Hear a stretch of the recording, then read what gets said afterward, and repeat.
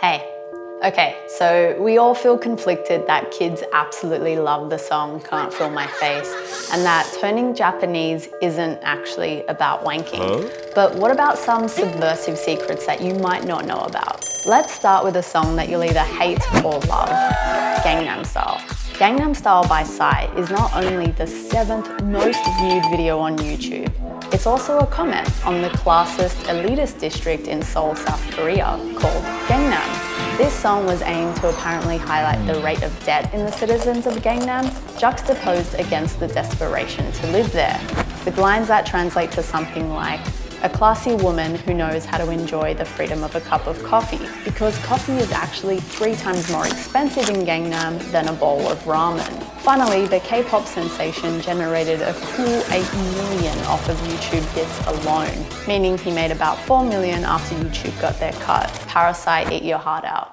Okay, so the Nirvana fans out there might know this one, and it is a bit of a stretch, but Smells Like Teen Spirit played backwards still actually almost makes sense. But part B to this saga is that the song title was actually inspired after a big night defacing a right-wing anti-abortion centre with Kurt's mate and legend Kathleen Hanna of Bikini Kill. The next morning, Kurt found she'd also graffitied his wall with Kurt smells like teen spirit. Kurt, thinking this meant that she was alluding to him being the anarchist, feminist, revolutionary leader of all teens, loved it. Hannah said later that it was in fact because he smelled quite literally like teen spirit, a teen deodorant, which was a big thing at the time. The harder you play, the harder it works. Teen spirit. One of the biggest party starters ever, Fight for Your Right by the Beastie Boys, was apparently meant to be the opposite of what it became. So it's said that the band created an intentionally obnoxious frat boy anthem, but to their dismay and eventual advantage, the song became the first rap album to top the charts in the US. This rightfully sparked some outrage for those in the black rap community who said basically that they were just a bunch of macho cultural pirates.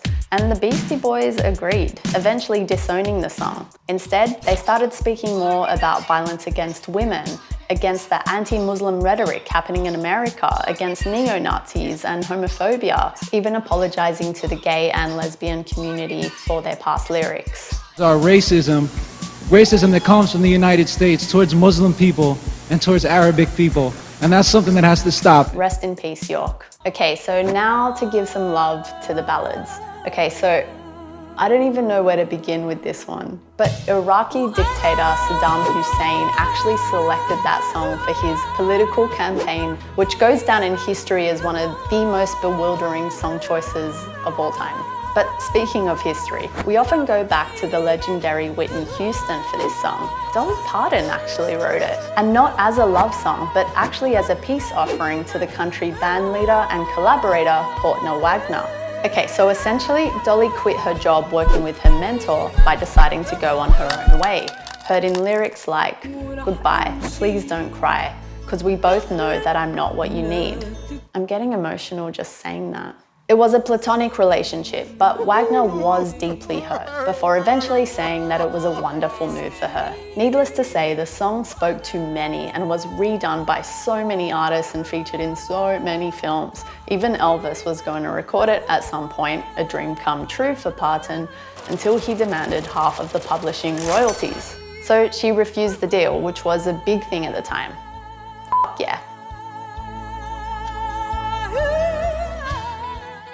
Okay, so this one's been a bit contested and might break some hearts out there, but apparently Bob Marley's I Shot the Sheriff isn't actually the ACAB anthem of our dreams, but a protest song against birth control, where his former partner, Esther Anderson, used the pill. Esther Anderson, who actually helped with the documentary The Making of a Legend, came out to say the sheriff was really Dr. Henderson, my private doctor in Knightsbridge, which prompted the creation of this song. But it's also said that he wanted to say police in that song and chose sheriff instead.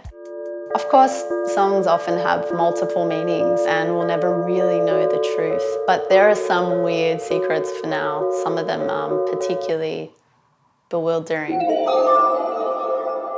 Do you know any? Hit us up here at Happy Mag. Stay tuned for the next one.